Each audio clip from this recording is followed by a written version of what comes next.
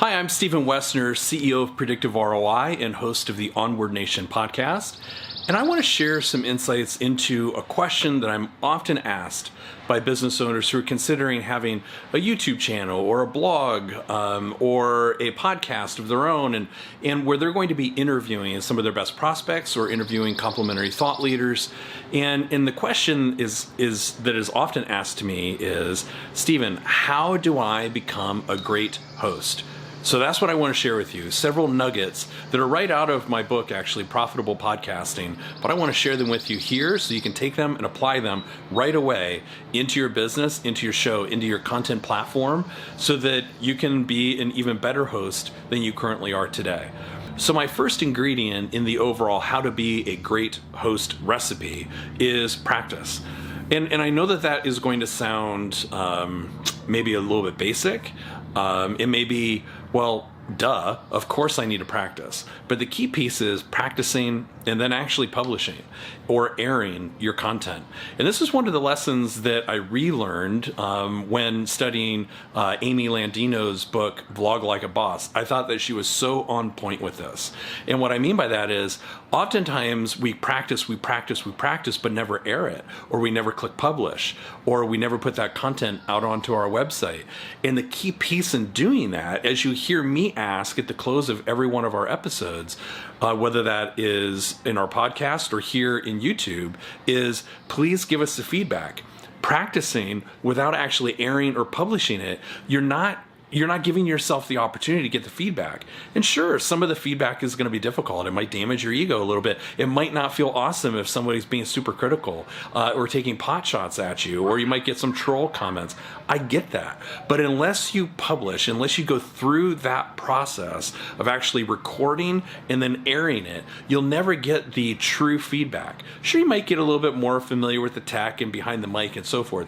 But unless you actually press publish or air it, and then get the feedback from your audience and then make improvements along the way, you will not be able to shorten your learning curve or accelerate the path of being an okay host to being a great host. So that's the first piece. Practice, but then publish. Okay, and then the second ingredient in this recipe is that you need to recognize that the episode, when you're sitting down with a guest, that episode, whether that's going to be a blog post or an article or a YouTube video or a podcast episode, that interaction has nothing to do with you. It is not about you at all. It is about the expertise, the thoughts, the insights, the wisdom, the path, the journey, the struggle, the success points, the challenges, the tribulations, all of the things that you want to be able to learn from that guest. That's what that episode is about.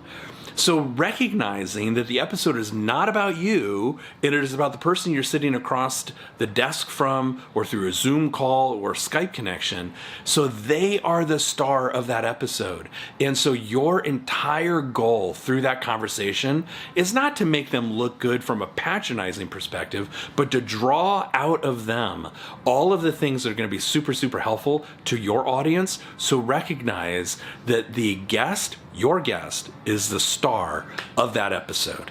Okay, so now the third ingredient of this recipe of becoming a great host is to ask really great questions. I am a firm believer, and I don't mean to sound disparaging or critical or anything like that. I am a firm believer that there are such things as dumb questions. When you're in a classroom, we all learn that at school, there's no such thing as a dumb question. In a classroom environment, yes, absolutely, I agree.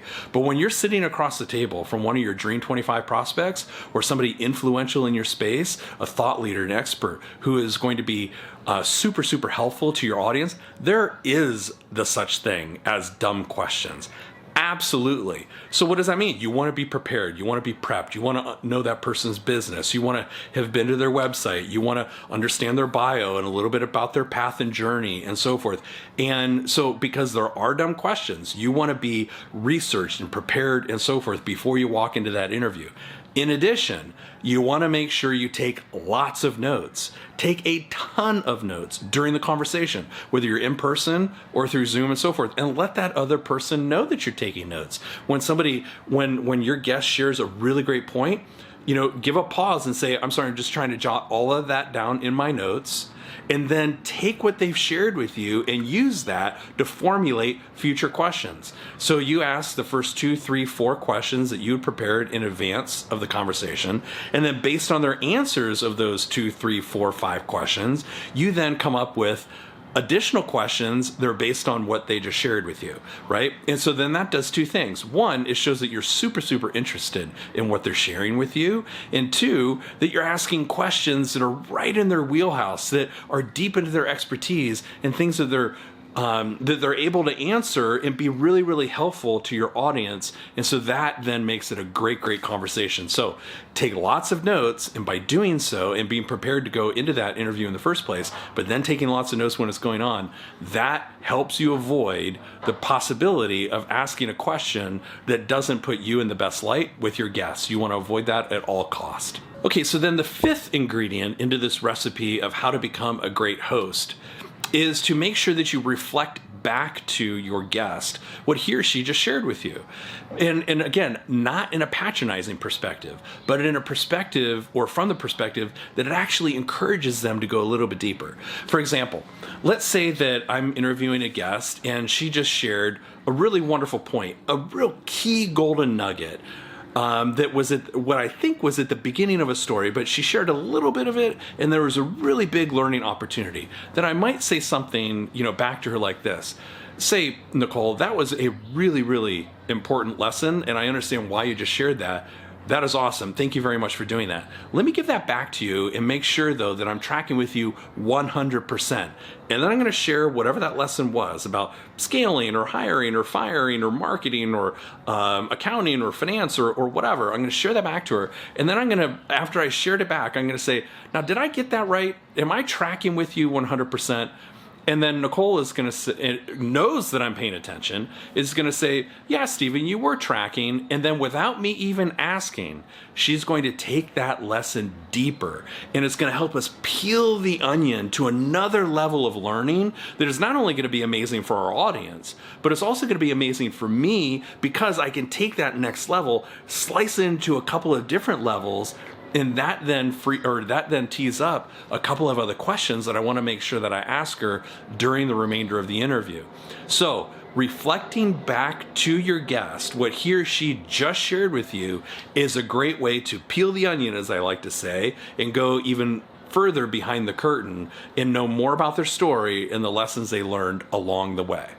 Okay, so the 5th and final ingredient into this recipe of how to be a great host is taking an opportunity to summarize what your guest just shared with you and then following it up with what I like to call a catch-all question. So what I mean by that is, again, during this entire interview, whether it's in person or Zoom or Skype, I am writing copious notes in my journal, my hard copy journal, pen and paper, and I'm fast and furious writing all of these notes, and I'm also then highlighting things that I'm going to formulate into a question, in the next, we're going to loop back to that, and I'm drawing circles, and I'm keeping all of these, not just mental notes, because I'll forget, and just as I'm trying to concentrate, I get it all down on paper.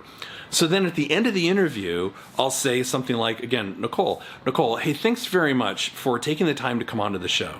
I really appreciate the lessons that you shared about growing your business, how you did that with the right teammates, how you trained your teammates, how you onboarded those teammates, how you introduced them to your clients and make sure that that initial relationship was then nurtured over time, how you have the right scorecard and evaluating metrics. And so you can see at a given, every Wednesday when you do a leadership team meeting, you have the metrics right in front of you. I appreciate all of the lessons and stories that you were so kind and generous to share with us in this conversation. We covered a lot, obviously, but before we go, and then here's the catch-all, before we go, I wonder if there's any final advice that you'd like to share with us, anything you think we might have missed, and then please tell us the best way to connect with you. The reason why I asked that question and frame it up that way is twofold. One, she again knows that I was paying a ton of attention to everything that she just shared. All of the lessons, I just recapped and reflected all of those back to her. So she knows I was paying attention. And then lastly, when I say the catch-all, during the conversation, she's probably thinking about 2, 3 other points, hoping that I'm going to ask those questions because I'm giving her ideas of things too. But that, through the conversation, there just wasn't the right time or open door for her to share that insight. So by me giving the catch-all, it essentially opens the door. It gives her that kind of that floodgate, that open floodgate to then add those couple of points. And then she might say, yep, absolutely. As we were going through the conversation, I was thinking about a couple of these other things.